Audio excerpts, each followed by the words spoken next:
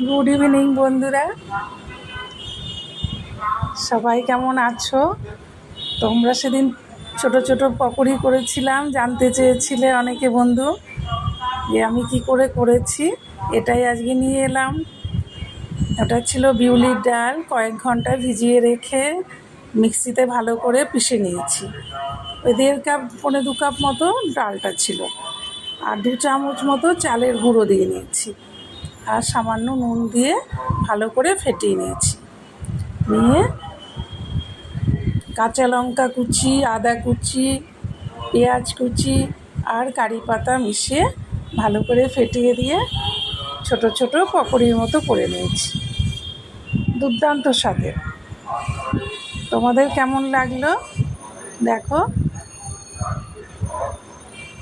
খুব ভালো মুচমুচেও হয়েছে। জানিও কেমন লাগলো। সবাই ভালো থেকো।